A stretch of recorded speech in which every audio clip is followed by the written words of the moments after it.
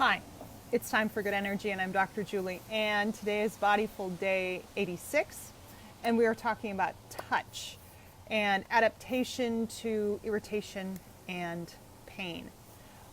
There are no props today, but there are things you can think about. All right, well, let's start at the basics. Take a deep breath in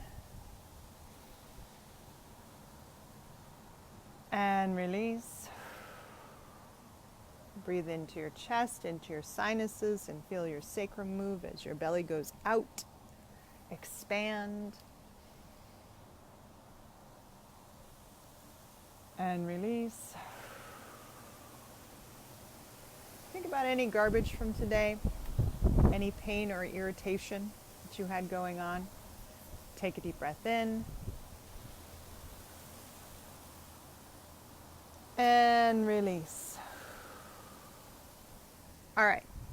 This week we're talking about adaptation and how certain experiences can color how you perceive or work with the world. And on day one, we talked about taste, the fact that having a lot of salt brings out different flavors and things, and sugar brings out different flavors in another way. Yesterday, we talked about adaptation to sound. Certain sounds can make you can adapt to certain sounds. You can adapt to certain language, word choices, and you just don't hear them anymore. And we could do the same thing with pain and touch. So let's see, there's my minor owie. You can see a recovering blister right there. Blisters are created because we adapt to irritation. We adapt to minor bits of pain, and we don't make a change before that happens. Now the question is why? The other example that I have for you is the new pair of shoes. When you get a new pair of shoes and you go hiking in it, you are really quite likely to end up coming back with blisters on your feet. So blisters are an example of adaptation to pain or irritation that we don't quite pay attention to. We don't stop and say, hey, should I have been holding the pitchfork differently? What if I wore gloves while I was holding the pitchfork? Would I have ended up with this? Probably not. So we don't often stop and take a mindful moment to see what is it that we are ignoring. And sometimes we're ignoring it for a reason. So you get that new pair of shoes, they look stylish, they are expensive, but in all honesty, they've squished your feet into tiny little bits and pieces and are going to start warping your toes. But we don't care. You have to break your feet in. I don't know how many times I've heard you have to break your feet in. And so thus my footwear consists of really flat boat shoes where there's a lot of room and very little support and style. So what I want us to think about is that sometimes we adapt to touch because we're told that we just have to break our feet in. We adapt to touch because we need to get the job done. We adapt to touch because that's just what's supposed to happen. Or we adapt to touch because we don't know that irritation or pain is there because we're distracting ourselves with 60 gazillion other things.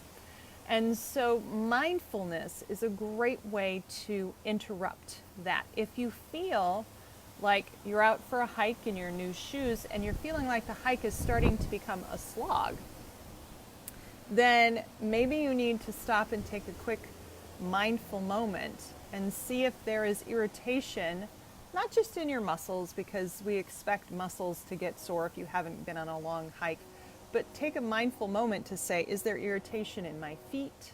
Is there irritation in my clothing? Is there anything I can do for that? Because those little irritations start to bring down your performance. There's a reason why uniforms for sports athletes have evolved the way they do, with the exception of gymnasts, because those uniforms don't make any sense in terms of comfort poor volleyball players, female volleyball players for that matter. Um, but a lot of swimming uniforms and swimsuits and tracksuits and all of those things are evolved to reduce their friction, but they're also designed to reduce the annoying stimulation of having something rub on you the wrong way. If you're trying to go as fast as you possibly can, a uniform that bunches up in your butt is not going to be helpful. And so clothes, shoes, how you use your pitchfork out in the garden are all signs that you could toughen up, but you know, I could just go ahead and work until I had a really nice blister there. I could just wear gloves. So think about blisters as adaptation to irritation or adaptation to minor pain that has gone wrong. If you can take a breath, if you can be mindful, there might be another way to solve the solution, though it might mean throwing out your, so many dollar pair of new shoes because they don't fit very well.